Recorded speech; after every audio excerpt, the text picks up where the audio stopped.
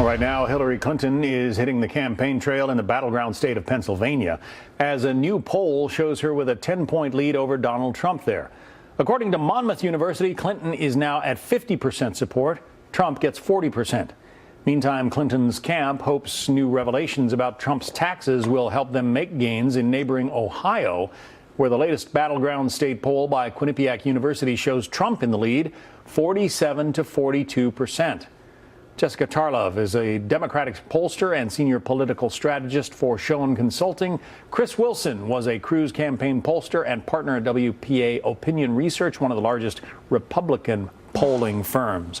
So, Chris, let's start with you. Donald Trump down in Pennsylvania, but up in Ohio.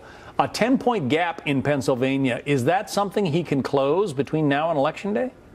Well, not if he continues the sort of meltdown we've seen over the last week. And to be honest, at this point, it may be less of a meltdown and more of a detonation. I think Ohio reflects some of the changes that we've seen in the ongoing in the electorate. What Trump has done, you give him credit for, is he's really taken white working class voters and moved them out of the Democratic column and into the Republican column. That helps in Ohio, it helps in Iowa, it helps in Nevada and several other states.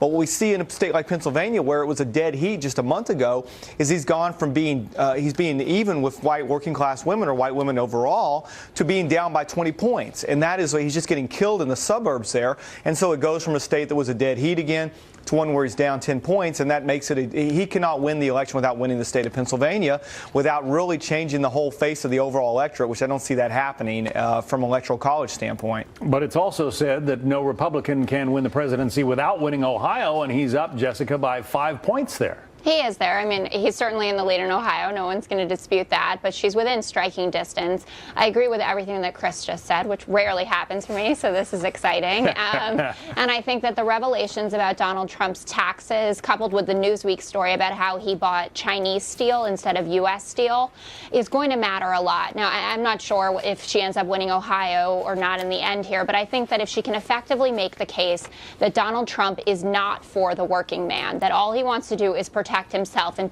people of his class, his ilk, that she can make significant gains. And I think Chris is completely on point that the real story here is how much of a gain she's making with white voters. She's now even in Pennsylvania, and as he said, she's up 30 with white college-educated women now, a group Romney won by 6 in 2012. And there are people who are saying that if she continues at that pace, that she'll be able to offset an outsized turnout of white non-college educated voters. Chris, she is not a billionaire, but she's well on her way at $250,000 a speech. I mean, it's good money.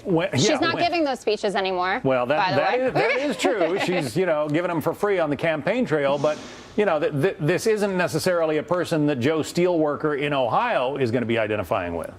Well, it's not, and that's why you've seen Trump make those changes. But, I mean, moving in further and looking at the rest of the electoral map, and let's say if Trump wins Ohio but loses Pennsylvania, where can he pick up and make up that difference? You've got to look at states like North Carolina and states like Florida. And, frankly, Florida is another state, when you look at the changes taking place in the electorate, the white working-class voter that's moved from being a Democrat to a Republican under Donald Trump, Florida is a state where Trump should be doing well, but he's not. He's still down there, and the reason for that speaks to, again, his challenges with females and his challenges with Hispanics. So he's really got to start to make inroads and rebuild that support he had just a few weeks ago with females to be able to be competitive and win a state like Florida, which is really, again, a must-win for him if he loses Pennsylvania.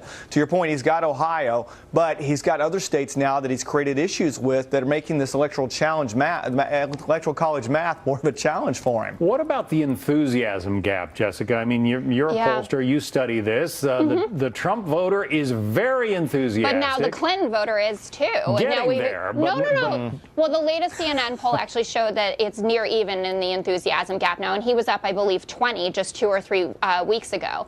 And I think that's really what Hillary Clinton's been doing. By being steady and temperamentally fit for the office, she's shown herself to be a more reliable choice.